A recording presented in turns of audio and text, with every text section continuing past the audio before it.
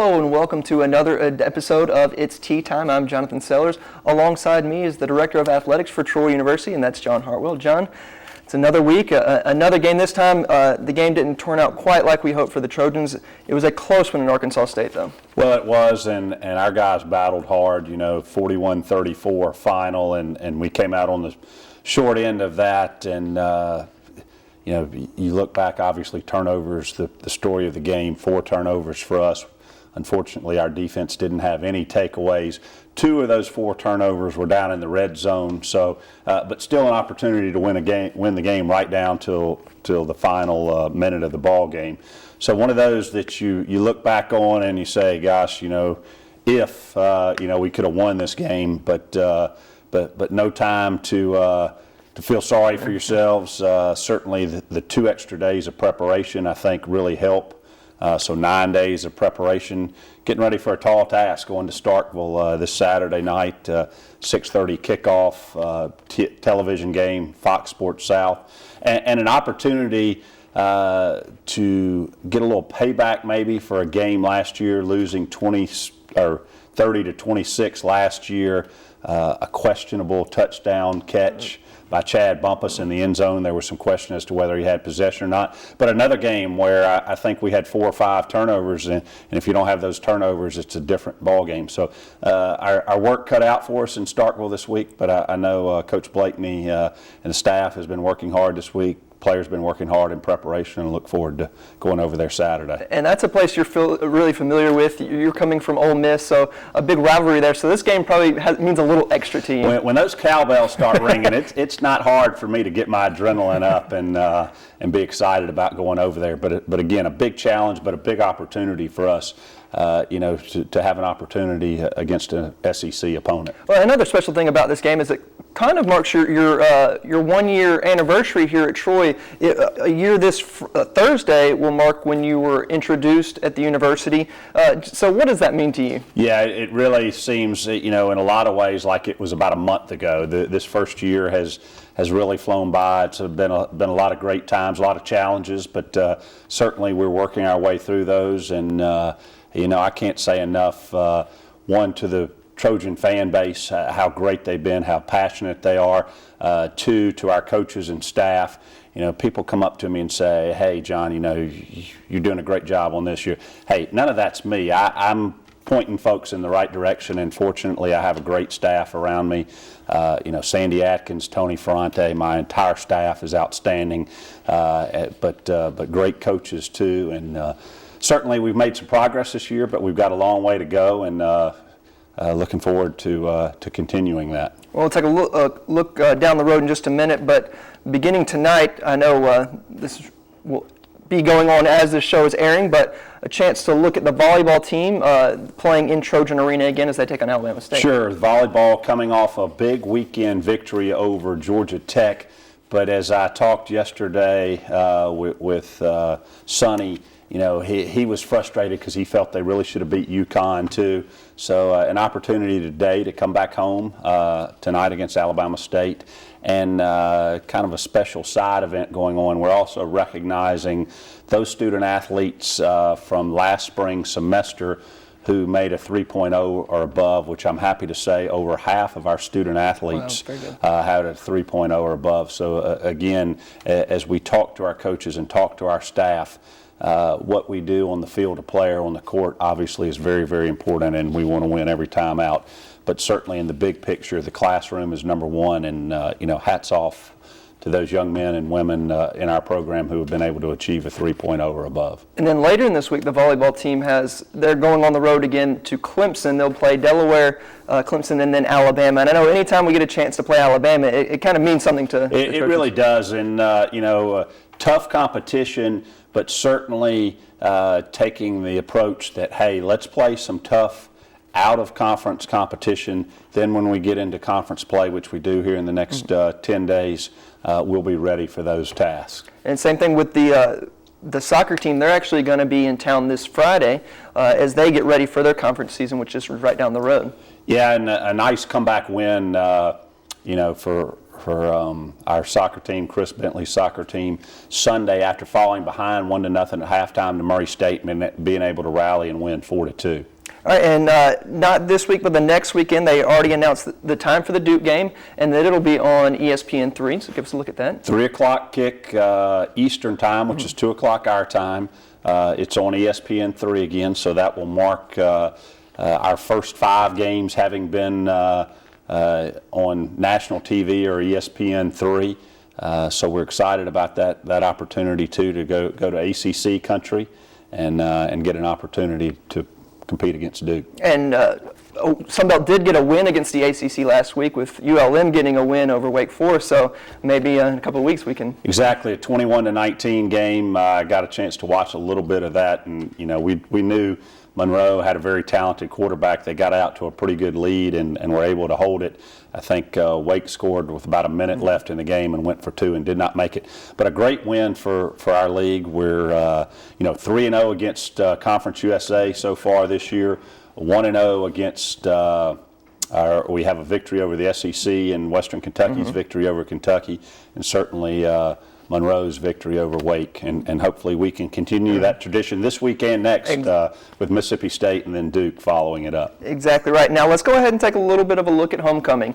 It's getting a little more of some notoriety as South Alabama is starting to pick things up down there in Mobile. Absolutely. October 5th, going to be a big day, a noon kickoff. It will be on the Sunbelt Network. It will be on TV. And South Alabama, you got to give hats off to them. I mean, they started the year with a loss on the last play of the game, a field goal against Southern Utah, and they've come back on back-to-back weeks, winning first last week at Tulane, beating them, and then certainly the surprise of the week in the Sun Belt Conference, pulling off an upset, even though it was on their home turf at Ladd Stadium in Mobile, but beating Bobby Petrino's Western Kentucky Hilltoppers. Next, and we'll get them at our home this year. We went down there last year, and we'll get them here this year, so hopefully we'll have the edge. Yeah, our fans need to plan on making their plans now. Again, a noon kickoff, a lot of festivities going on the weekend, and we need all of Trojan Nation here when we play South Alabama on October 5th. And you can change the tailgating menu from your lunch, your barbecue, to maybe some breakfast for tailgating. Absolutely. And so next week, you won't be here with us for It's Tea Time. We'll have a fill-in for you, but you're going to be at a very important meeting with the FBS AD meeting. Can you just give us a preview of that? Sure, absolutely. This group meets once a year. It is ADs only. It's the 127, 28 Division I playing football ADs together in a room, and obviously a lot of hot topics right now. The whole governance structure of the NCAA, and so there will be a lot of interesting topics covered in that meeting, and I'm looking forward to being with my colleagues for a couple of days. The other opportunity I'm having out there is it's in Dallas, so I'm not going to get much sleep on Saturday night, but hopping on an early morning Sunday plane to be able to go out and see the Cowboys and Rams and spend a little bit of time with DeMarcus Ware, so I'm looking forward to that. Well, tell DeMarcus we said hello from over here, and have fun in Dallas, and we'll see you back here in 2 weeks. Great, thanks so much, and look forward to it, Jonathan. All right, now stay tuned for more on It's Tea Time. Troy has given to me so much more than I ever anticipated, and it creates that desire to keep doing something better. There's a perfect opportunity to get involved. Troy has many organizations here on campus that just give you the opportunity to find your niche here, to find your home, to find your passion. On campus or online, Troy offers you the hands-on experience you need to pursue an exciting career in communications and journalism. Troy University. It's all you need to know. My name is Liz. I study broadcast journalism at Troy, and I am a Troy Trojan. Now we'll talk a little bit of soccer on It's Tea Time, and we're here with the soccer coach, Chris Bentley. Coach, thanks for joining us here today. And last weekend you had a very tough one on Friday, a double overtime loss to Jacksonville State. Can you just talk about that one for us? Well, we did everything right, created chances, chance after chance after chance, and it's tough to swallow with soccer. It can be a funny game. We did everything we could, aside putting the ball in the net, really, to win the game. Created our chances, whether it was attacking and then winning the ball if we turned it over. We put ourselves in good positions to do that. We did, even on that side of things, we did well. Creating our chances, we did well. We hit the crossbar, hit the side post. Man, you name it, we've done everything to get the ball in it. We just didn't get it done. And then in double overtime, it gave up a free kick late in the game, and it was heartbreaking, I think, for all the girls, and it was tough to swallow. But at the same time, I think that adversity is good for us because we had to show some resilience to bounce back on Sunday. So, it was something that I think we can learn from, and we did learn from. As you said, you were able to bounce back on Sunday for a home matchup against Murray State and got a good victory. Yeah, I think Murray State's a better team in many ways than Jacksonville State is. I think they've got a couple players in particular that are, potentially all-region players. One in particular is very good that we had to deal with. She even scored a goal against us, to be fair. So got down 1-0 in the first half. We were a little sluggish to start. In the second half, we found our groove again, and it seemed to find our stride. We started doing things that we did on Friday, but this time we were capitalizing and finished some fantastic shots. And great goals, created a lot again, and turned the ball over a lot in their final third, our final third, defensive third. So it was good. Do you think the slow start could be contributed to the double overtime game on Friday night, just 2 days before? It could be. Soccer honestly shouldn't be played on a Friday and a Sunday, to be fair. I mean, they're running a lot too. I think being out in the heat on a Sunday, there's a few things that come into that. But, I think we just got started off a little slow and gave up a silly one. And again, it was good for us to show you some resilience and bounce back. And in the second half, to put 4 goals in on a quality team, I mean, that says a lot about the quality that we have coming off of our team. And you've had some young players really step up for you so far in this season. Can you kind of give us some names and what they're doing? Well, there's a few on there. I think Nisi Jennings has done really well. Abby Reynolds, Nikki Harris has just been called up to U20 Jamaican national team again. So, there's some good players on there that are really doing a good job. Abby and Nisi particularly are scoring important goals. Nisi's done that a few games now where, it's decisive goals. The goal that puts you ahead or the goal that ties the game, that type of thing. And Abby this last game had 2 goals that were potential game winners, and had the eventual game winner.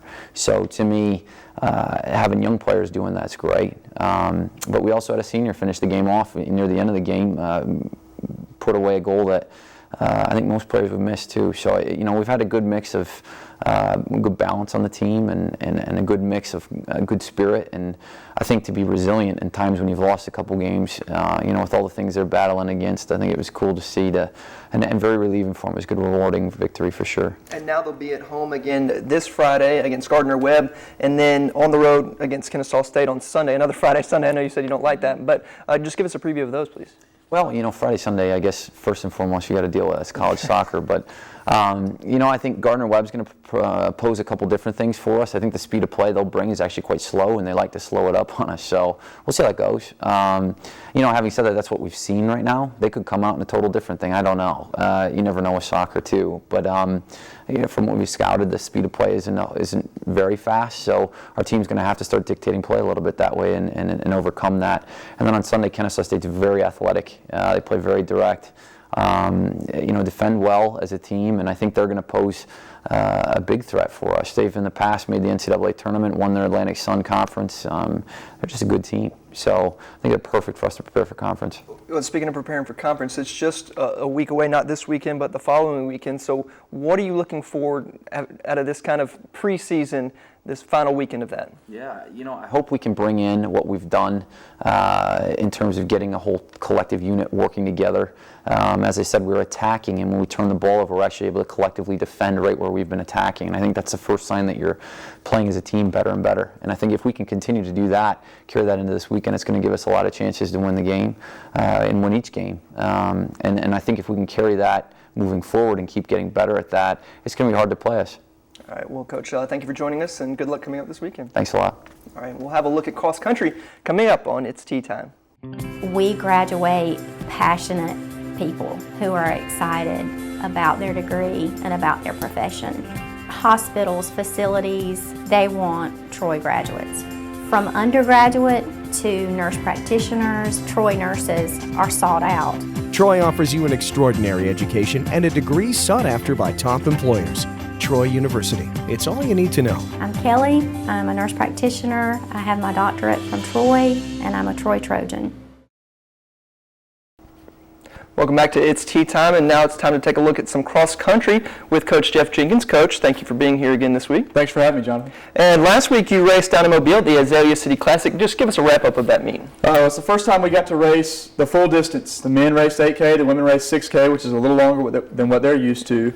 And once again, we left a few people at home again. We took a few guys that needed the opportunity to race and to try to make the trips for later on in the season. We go to meets like Louisville. Mm-hmm. And I was shocked. When the men raced first, early in the morning, the weather was great. The course was really flat, and we saw some great times. For 8K, we had 2 guys right around 26:30, and then 2 more guys that were that are under 27:30. So it's really good to see us pack it up and run some fast times, and I think it gave them a little bit of confidence.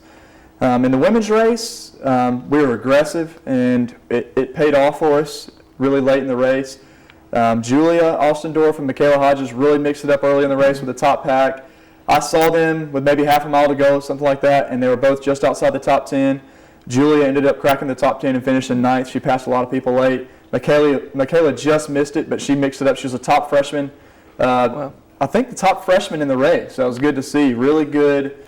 Solid performances, a lot of personal best, and these ladies are running 5K in high school and then coming to college and running 6K, and they're averaging faster times over 6K than they did all throughout high school. So the training is paying off, they're confident, they're racing really well, everybody's happy right now. And the first race of the year, you ran on a shorter course than what you're used to here at the home meet.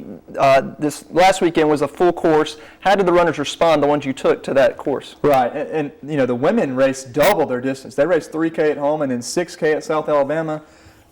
Once again, there's a lot of nerves there, and all but one of the guys, that was their first time racing 8K distance, and so you know it's a new territory. The longest distance they'd raced before that was 5K, right. And that's, you know, you're adding basically another 2 miles onto what they already did. But you know, like I said, I was really happy with the way they responded. They ran well. I think a few people lost focus sometime in the middle of the race and maybe lost a little bit of time because of that, maybe a few spots. We're having a little bit of trouble with the freshmen getting what we call being repassed. Mm-hmm. You know, they'll pass somebody early in the race, but then they'll let them get back and pass them again later in the race, and that's something that we can't have. And that's something that we're working on. We're kind of adding some incentives there. You know, we count how many people we pass in the 4th mile and how many people we get repassed by, and we have a little formula, and we hand out power bars and stuff like that to see. You know, it's kind of like helmet stickers. That's kind of what we're heading towards. All right. Well, you're back in action this weekend, so a short week for y'all. Going to be in Georgia State, but going to be taking some different runners. Can you give us a preview of that one? Right. For us, we're really trying to gear ourselves up. Obviously, Sunbelt's down the road, but the Louisville Classic is when we're going to start narrowing down our travel party to 8 on each gender. Mm-hmm. So we're going to be taking another group, a different little group, to Georgia State this weekend, racing a difficult course. Mm-hmm. The distances, again, are changing. The men will stay at 8K. They'll run their true distance. The women are going to run 4K, which is the only time we'll run 4K all season. But, you know, they understand what's expected of them. We know who's likely going to be going to the Louisville meet, but that 8th spot on both sides is kind of up in the air, and it can be between 5 or 6 different guys or girls. On any given day, that 8th person can be somebody new. And then for those people who don't make that travel party, they train for a couple weeks and get ready for Coach O so they can try to make the Sunbelt Conference Championships, where everybody's racing against each other again. But we're excited. We're excited for Georgia State. Now, where exactly is the race at Georgia State? Nash Battlefield. It's an old battlefield park.